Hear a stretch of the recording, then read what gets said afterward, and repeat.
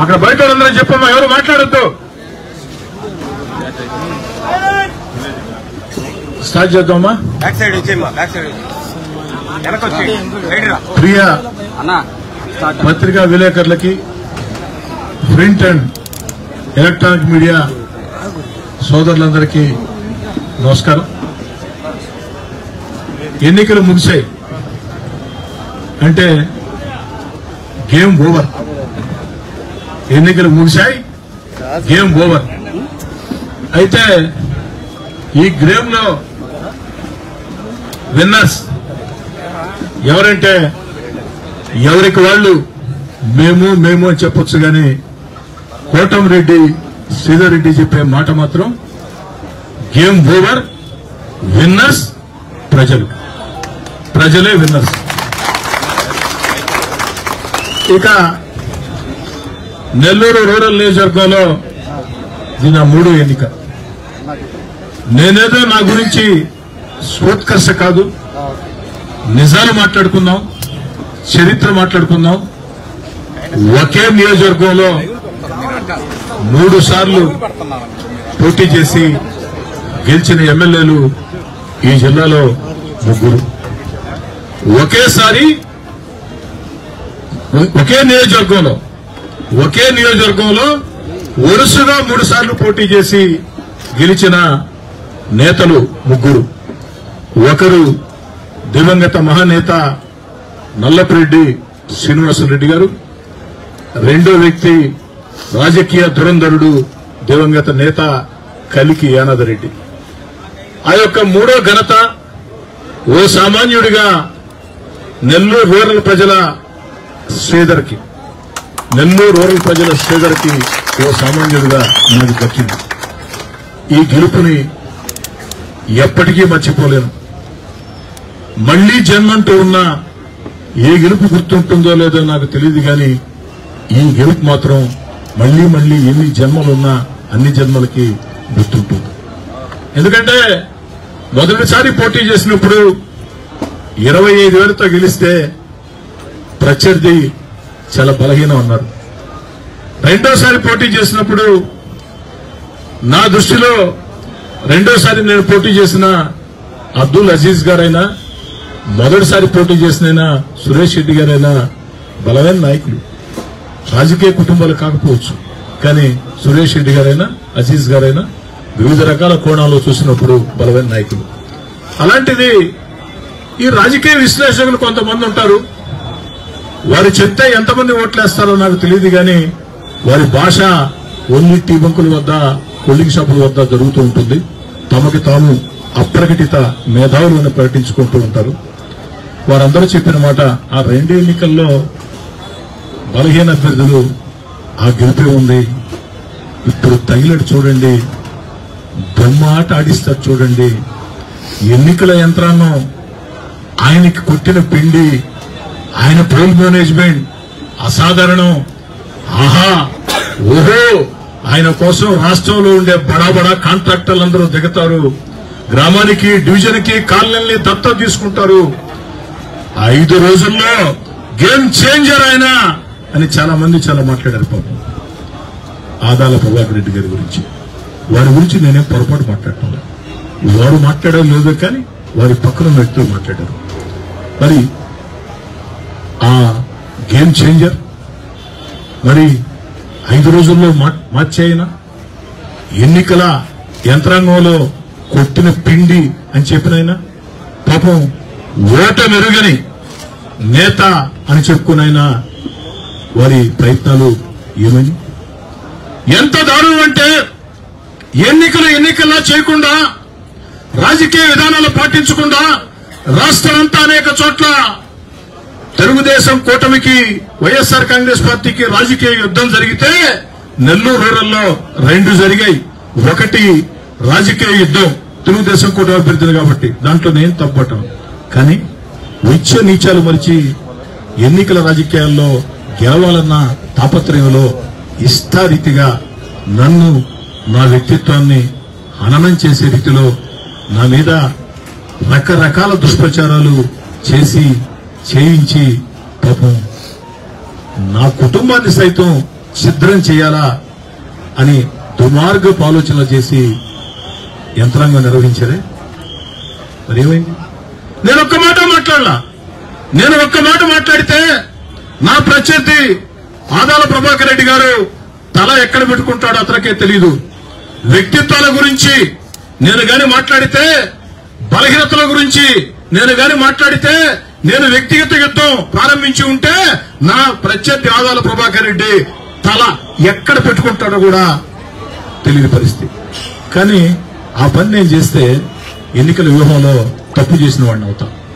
ఎన్నికల వ్యూహంలో నేనేసిన ఉచ్చులో వారు పడ్డారు కాబట్టి నాకు కావాల్సింది అలాంటిదే. కాబట్టి ఎన్నికల వేళ ప్రజల్లో ఏదైతే వ్యక్తిత్వాన్ని హననం చేసే రీతిలో ఈ దేశంలో మీరు బాగా గమనించండి, జాతీయ స్థాయి నాయకుల దగ్గర నుంచి రాష్ట్ర స్థాయి నాయకుల దగ్గర నుంచి జిల్లా స్థాయి నియోజకవర్గ స్థాయి దాకా ఒక వ్యక్తిని లక్ష్యంగా చేసుకుని ఇష్టారీతిగా దుర్మార్గంగా విచ్చనీచాలు మరిచి మన ఇంట్లో కూడా కుటుంబం ఉంటుందే, వాళ్ళింట్లో కుటుంబం ఉంటుందే అన్న ధ్యాస లేకుండా, అన్న జ్ఞానం లేకుండా ఎన్నికల్లో గెలుపు కోసం అడ్డదారులు తొక్కారు.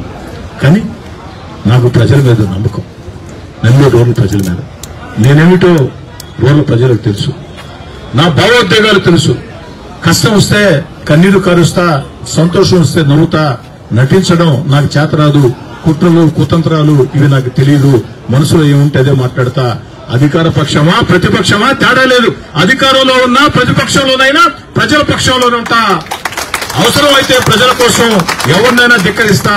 అందుకే వైఎస్ జగన్మోహన్ రెడ్డి గారు ముఖ్యమంత్రిగా సర్వశక్తివంతుడు, సర్వబలవంతుడు, ప్రపంచంలోనే శక్తివంతుడైన ముఖ్యమంత్రి జగన్మోహన్ రెడ్డి గారిని వద్దనుకున్న తర్వాత నిర్ణయం తీసుకున్నా. ఎన్ని ఇబ్బందులు పడ్డానో మీకు తెలుసు. అలాంటి జగన్మోహన్ రెడ్డి గారితోనే పోరాటాన్ని దిగిన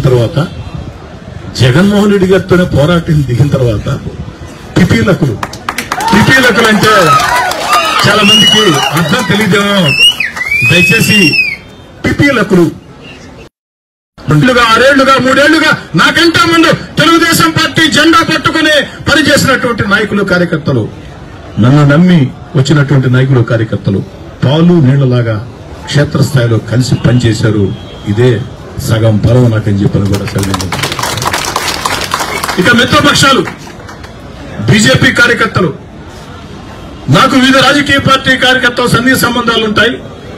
అందులో బీజేపీ కార్యకర్తలతో ఎక్కువ సంబంధాలుంటాయి. విద్యార్థి నాయకుడిగా ఉన్నప్పటి నుంచి. అందుకే 2 ఎన్నికల్లో నా కోసం పనిచేసే అవకాశం వారికి రాలేదు. ఈ ఎన్నికల్లో మిత్రధర్మంలో భాగంగా అవకాశం వచ్చింది. సాప కింద నీరులా సోషల్ మీడియాలో ఫోటోలు లేకుండా, పేపర్లో ఫోటోలు లేకుండా క్షేత్రస్థాయిలో బృందాలుగా ఏర్పడి వారు చేసిన ఇంటింటి ప్రచారం అద్భుతంగా లభించింది. ఇక జనసేన కార్యకర్తలు, జన సైనికులు, నేను అందరికీ చెప్పా, మనం వాస్తవాలు ఒప్పుకొని తీరాలా. ఒక్క జన సైనికుడు 10 మంది రాజకీయ పార్టీ కార్యకర్తలకు సమానం. ఒక్క పవన్ కళ్యాణ్ అభిమాని 10 మంది రాజకీయ కార్యకర్తలకి సమానం. ఆ జన సైనికులను అడిగా, ఈ విధంగా 1000 కోట్ల కోటీశ్వరుడంటయ్యా నా మీద దిగాడంట, కోట్లు కుమ్మరి ఇచ్చేస్తారంట, గేమ్ చేంజ్ చేసేస్తారంట, 5 రోజుల్లో మార్చేస్తారంట. జన సైనికులు మేము ఉండమన్నా ఆయన సంగతి మేము చూసుకుంటామని చెప్పని వచ్చి నాకు చేసినటువంటి సహాయం. ఇదే కాకుండా కమ్యూనిస్టు పార్టీల అభిమానులు, ఎందుకంటే కమ్యూనిస్ట్ పార్టీలో పనిచేసే కార్యకర్తలు వాళ్ళు పోటీ చేసి ఉన్నారు కాబట్టి వారికి చేసుకుంటారు. కానీ సగటు కమ్యూనిస్ట్ పార్టీ అభిమాని సిపిఎంఆ సిపిఐయా రాడికల్సా తేడా లేకుండా వామపక్ష భావాలుండే సగటు అభిమానులు ఒక్కటి ఆలోచన చేశారు. కోటమిరెడ్డి శ్రీధర్రెడ్డి మనవాడు, ప్రజల మనిషి.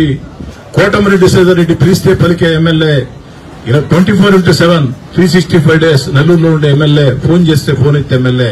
ఈ రోజు 1000 కోట్ల కోటీశ్వరుడు వచ్చి గేమ్ చేంజ్ చేస్తానంటే ఏందిరా దొర, ఏందిరా నీ పాలన, ఏందిరా దొర, ఏందిరా నీ పొగురేందిరా అనే రీతిలో స్పందించి ఆనాటి దొరల మీద తెలంగాణ సాయుధ పోరాటాన్ని గుర్తుకు చేసుకుని నిశ్శబ్ద విప్లవం, వామపక్ష భావజాలాల వ్యక్తులు నిశ్శబ్ద విప్లవం. కొన్ని పేర్లు చెప్పడం ధర్మం కాదు కానీ పేర్లు చెప్పడం. కొన్ని స్వచ్ఛంద సేవా సంఘాలు, సేవాభావం, ధార్మిక భావం కలిగిన సంస్థలు, హిందువులా ముస్లింలా క్రైస్తవులా తేడా లేకుండా.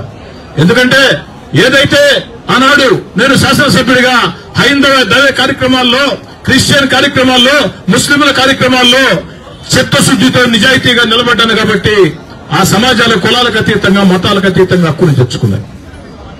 పాపం ఒక 5-6 మంది ఉంటారు. 5-6 మంది నెల్లూరులో మాగుంట్ల ఓట్లు ఉంటారు. ఈ 5-6 మంది మొత్తం మాగుంట్ల ఓటుకి నేనే ప్రతినిధి చెప్తారు. మాగుంట్ల ఓట్టి తిప్పేస్తా ఉంటారు, చీల్చేస్తా ఉంటారు, పొడిచేస్తా ఉంటారు. పాపం ఈసారి కోటారెడ్డి సదరిని ఓడించాలని 5-6 మంది పాపం తిప్పేసే మాగుంట్ల ఓట్లు అన్నారు. మాగుంట్ల ఓట్లు ఉదయాన్నే పోలింగ్ బూతులు కాడ ఎప్పుడూ లేనట్టు 6 గంటలకే వస్తే చూశారమ్మ ప్రతిభ 6 గంటలకి తీసుకొచ్చాం పోలింగ్ బూతులు కట్టి పొడిచేస్తున్నాం కోటారెడ్డి సదరెడ్డి అన్నారు. వచ్చిన ఓటర్లు మాత్రం ఆ కులమా ఈ కులమా తేడా లేకుండా సగటు ఓటర్లు ఆ కులమా ఈ కులమా తేడా లేకుండా, మతమా తేడా లేకుండా ఏకపక్షంగా కోటారెడ్డి సదరెడ్డికి అండగా నిలబడ్డారు. పొడిశారు. ఎవరిని పొడిశారు? రాజకీయంగా పొడవాల్సిన పొడిశారు. దీంతో ఆ మాగుంటలు పేరు చెప్పుకుని 5-6 మంది రకరకాల రాజకీయ నాయకుల దగ్గరికి పోయి లబ్ధి పొందే వ్యక్తులకి గుణపాఠం జరిగింది. ఎందుకంటే కొన్నిసారి అజీజ్ గారి మీద నేను పోటీ చేస్తే మాగుంట్ల ఓట్లో నాకు వచ్చింది 52 ఓట్ల మెజార్టీ. అంతకుముందు సురేష్ రెడ్డి గారి మీద పోటీ చేస్తే 70 ఓట్ల మెజార్టీ. ఇప్పుడు వచ్చింది ఎంతంటే చాలా తక్కువ, 512 ఓట్ల మెజార్టీ. 512 ఓట్ల మెజార్టీ. ఇది అందుకే నేను చెప్పేదా, ఎవరు గేమ్ చేంజర్లు కాదు, ప్రజలే గేమ్ చేంజర్లు. ఈ క్రెడిట్ ప్రజలకు పోద్ది, నాకు రాదు, మరొకరికి రాదు. ప్రజలు అన్ని చూస్తూ ఉంటారు. ఇదుల్లోకి రాకపోవచ్చు, మాట్లాడకపోవచ్చు, కుటుంబాలతో కాపురం చేసుకోవచ్చు. టీవీల్లో ఎవరేం మాట్లాడుతున్నారా, పత్రికల్లో ఎవరేం మాట్లాడుతున్నారా, రోడ్డు మీద పోతుంటే నాయకుల ప్రవర్తన ఏ విధంగా ఉంటుందా, కారులో పోతుంటే ఏ విధంగా ఉంటుందా, పెళ్లిళ్లు కమంత్రాలు వస్తే ఏ విధంగా ఉంటుందా, అన్ని చూస్తూ ఉంటారు. చూసిన రోజు నిర్ణయం తీసుకున్నారు. అందుకే నెల్లూరు రూరల్ ప్రజలంతా ఒకవైపు, అలా 100 మంది ఒకవైపు, రూరల్ ప్రజలంతా ఒకవైపు, పార్టీలకి, కులాలకి, మతాలకు అతీతంగా. ముఖ్యంగా వైఎస్ఆర్ కాంగ్రెస్ పార్టీలో ఈ రోజు కూడా కీలకంగా పనిచేస్తున్నటువంటి రూరల్ నియోజకవర్గంలో ఉండే అందరూ నేను చెప్పను కానీ కొంతమంది ముఖ్య నాయకులు నాకు సహాయం చేశారు. వారు యాక్చువల్ గా బహిరంగంగా పార్టీలోకి వస్తామని చెప్పారు. కానీ వారిని చేర్చుకోవటం అనేది అక్కడికే నాకు అప్పటికే బలమైన నాయకత్వం ప్రాంతాల్లో ఉంది. వీరిద్దరి మధ్యన కోఆర్డినేషన్ కుదరదని వారిని ఒక సహకారం అడిగాను. మీరు నాకేమీ చేయాల్సిన అవసరం లేదు, మీరు మీ పార్టీ అభ్యర్థి కోసం గట్టిగా పనిచేయండి, అవసరమైతే బూతులు కాడ నా మీద కూడా దాడికి రండి, నేనేం అనుకోను, మావిడ మీద దాడికి రండి, మేమే అనుకోము, అక్కడ మార్కులు సంపాదించుకోండి, కానీ ఒక్కటి మాత్రం మీరు నాకు సహాయం చేయాలంటే చెప్పను అన్నారు కొంతమంది. ఏమిటంటే ఒక ముఖ్యమైన విషయం ఉంది. ఆ ముఖ్యమైన విషయంలో అవతల ప్రత్యర్థి ఓ మాట మీకు చెప్తాడు, నేను ఓ మాట చెప్తా. ఈ రెండిట్లో ఆయన మాట పాటిస్తే మీరు నాకు చేసినట్టు కాదు, నా మాట పాటిస్తే నాకు చేసినట్టన్నా. పాపం నికరంగా ఓ 7 మంది ముఖ్య నేతలు మాత్రం మాట కట్టుబడ్డారు, మాట నిలబడ్డారు. ఆ యొక్క 2 రోజుల ముందు జరిగినటువంటి పోల్ మేనేజ్మెంట్ లో వారు పనిచేసింది వైఎస్ఆర్ కాంగ్రెస్ పార్టీకైనా వారు నా మాట విన్నది మాత్రం నేను చెప్పినట్టే చేశారు. కాబట్టి ఆ 7 మందికి ప్రత్యేకంగా ధన్యవాదాలు. రాజకీయంగా మిమ్మల్ని నేను ప్రోత్సహించలేకపోవచ్చు కానీ ఖచ్చితంగా మీరు చేసే సహాయాన్ని వ్యక్తిగతంగా గుర్తుంచుకుంటారని చెప్పని మనం చేస్తున్నాం. ఇక ఈ సందర్భంగా నేను నా వెంట నడిచిన నాయకులు, కార్యకర్తలకు ఒక మాట. ఏమిటా మాట అంటే, ఎట్టి పరిస్థితుల్లో కక్ష సాధింపులకు తెగవద్దు, ఎట్టి పరిస్థితుల్లో కక్ష సాధింపులకు తెగవద్దు.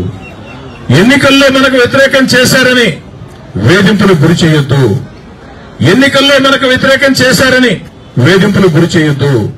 ఎన్నికలన్న తర్వాత ఎవరికి నచ్చిన పార్టీకి వారు చేసుకుంటారు. కానీ మీ అందరి ఆవేదన, బాధ అర్థమైంది. పార్టీ పరంగా కాకుండా వ్యక్తిగా నన్ను లక్ష్యంగా చేసుకుని నన్ను, నా కుటుంబాన్ని ఛిద్రం చేసే రీతిలో వీడియోలు వైరల్ చేయించి ఏదైతే సోషల్ మీడియాలో 3 కోట్ల రూపాయలు డబ్బు ఇచ్చి ఎంత పెట్టారో లెక్క మాత్రం 3 కోట్లు ఇచ్చి చేసిన వ్యక్తులందరికీ నాకు బాధ ఉంది. నేను కాదనలేదు. ఎందుకంటే నా మీద ప్రచారం చేసిన వ్యక్తులకి నా వ్యక్తిత్వం తెలుసు. కానీ అయినా కూడా నిండు మనసుతో, మంచి మనసుతో వదిలేద్దాం. బైబిల్ సూక్తిని అందరూ గుర్తు తెచ్చుకోండి, బైబిల్ సూక్తిని అందరూ గుర్తు తెచ్చుకోండి. నీ నాశనం కోరుకున్న వాళ్ళ బావు కోసం ప్రార్థిద్దాం, నీ నాశనం కోరుకున్న వాళ్ళ బావు కోసం ప్రార్థిద్దాం. శత్రువులను సైతం ప్రేమిద్దాం, శత్రువులను సైతం ప్రేమిద్దాం. దయచేసి నా వెంట నడిచే నాయకులు, కార్యకర్తలారా, ఇదేదో విలేకరుల సమావేశంలో పెద్ద మనిషి అన్న ముసుగు తొడుక్కోవాలని చెప్పే మాటలు కాదు, గుండె లోతుల్లో నుంచి చెప్తున్నా. ఎవరైనా సరే నెల్లూరు రూరల్ నియోజకవర్గంలో నా మాట కాదని, ఎన్నికల్లో వ్యతిరేకం చేశారని ప్రత్యర్థులను వేధిస్తే అలాంటి వ్యక్తుల్ని నా గడప మెట్లు కూడా ఎక్కనివ్వను. మళ్లీ మళ్లీ చెప్తున్నా, నా గడప మెట్లు కూడా ఎక్కనివ్వను. ఎన్నికలు అయిపోయాయి, ముగిశాయి, ప్రజలు మనతో ఉన్నారు. మనం చేయాల్సింది ఉన్నాయి. ఏమిటి మనం చేయాల్సిందంటే, ఒకటి, నా కోసం కష్టం చేసిన కార్యకర్తల గౌరవం, సంక్షేమం. ఎందుకంటే కార్యకర్త భుజం మీదే చెయ్యేస్తా వస్తానే రా సాబీర్ భాయ్, రా రాణన్న, రా శంషుభాయ్ అంటే కుదరదు. కొంతమంది కార్యకర్తలకు గౌరవం సరిపోతుంది, ఎందుకంటే కాస్త స్థిమితంగా ఉంటారు కాబట్టి.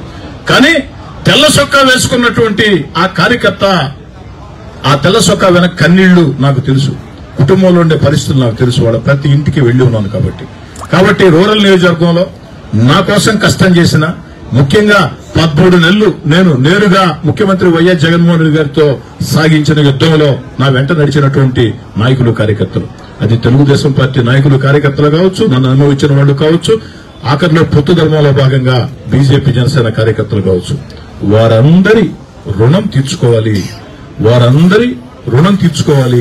వారి గౌరవం, సంక్షేమం కోసం రక్తం దారబోస్తానని చెప్పని గత ఐదేళ్లుగా నేను 3.5 సంవత్సరం అధికార పార్టీ ఎమ్మెల్యేని, 3.5 సంవత్సరం అధికార పార్టీ ఎమ్మెల్యేగా నా వెంట నడిచిన నాయకులు, కార్యకర్త గౌరవం కోసం, సంక్షేమం కోసం రక్తం, చెమట ఏ విధంగా దారబోసానో అంతగా 2 నింతలు దారబోస్తా. దాంట్లో అలాంటి అనుమానంలే. ఆ రోజు నా వల్ల సాయం పొందిన వ్యక్తులు కొంతమంది వెళ్లి ఉండవచ్చు, కానీ నేను తప్పట్టంలే. కానీ నా వెంట నిలిచిన వాళ్ళు చాలా మంది ఉన్నారు. ఎవరో కొంతమంది వెళ్లారని నిలిచిన వాళ్ళ సంగతి చూడకుండా ఉంటే కరెక్ట్ కాదు. ఖచ్చితంగా నేను రుణం తీర్చుకుంటా, దాంట్లో ఎలాంటి అనుమానం.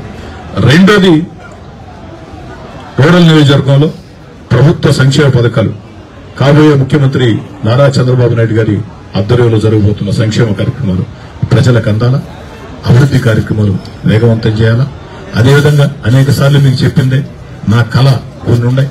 ఏదైతే గణేష్ ఘాట్, ఎన్టీఆర్ నెక్లెస్ రోడ్, బారా షాహీ దర్గా, ఆ యొక్క మసీద్ నిర్మాణం, క్రిస్టియన్ కమ్యూనిటీ హాల్, ఏదైతే ఇలాంటి కార్యక్రమాలు, పొట్టేపాళెం కలుజు మీద వంతెన, అలాంటి కార్యక్రమాలు ఉన్నాయి. ఆ కార్యక్రమాల సాధన కోసం నేను చంద్రబాబు గారితో, లోకేష్ గారితోనే మాట్లాడి మాట ఇప్పించా మీ అందరి ముందు.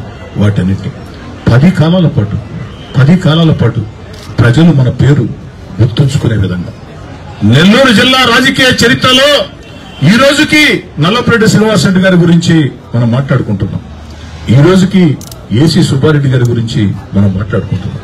కాబట్టి వారి స్థాయి నాకు లేకపోవచ్చు, నేను మామూలుగా ఒక సామాన్య మధ్యతరగతి కుటుంబీకుడు కావచ్చు. కానీ హై స్కూల్లో విద్యార్థి రాజకీయాలు ప్రారంభించి మీ అందరి సహాయ సహకారాలతో జీవిత ప్రయాణంలో ఎంతో మంది సహాయ సహకారాలతో ఈ స్థాయికి వచ్చారు. కాబట్టి ఆ యొక్క ప్రజల గుండెల్లో 10 కాలాల పాటు నెరవేరే విధంగా ఉండే విధంగా ఎమ్మెల్యే అంటే ఎలా ఉండాలంటే, ఎమ్మెల్యే అంటే కోటమిరెడ్డి సేదరెడ్డిలా ఉండాలా అని చెప్పే విధంగా ముందుకు సాగుతాం. దయచేసి నాయకులు, కార్యకర్తలకు మళ్లీ చెప్తున్నా, నా మాటలు నచ్చుకుంటే నన్ను క్షమించండి, కానీ నా నిర్ణయంలో మార్పు లేదు. దయచేసి అర్థం చేసుకోండి. కక్ష సాధింపులు, వేధింపులు, ఈ విధంగా ఇది కరెక్ట్ కాదు. ఇది దుష్పరిణామాలకి దారితీస్తుంది. దయచేసి ఎన్నికలు అయిపోయినాయి, వాళ్ళు ఎంత పెద్ద ఎత్తున చేసినా 35,000 ఓట్ల మెజార్టీ, 35,000 ఓట్ల మెజార్టీ.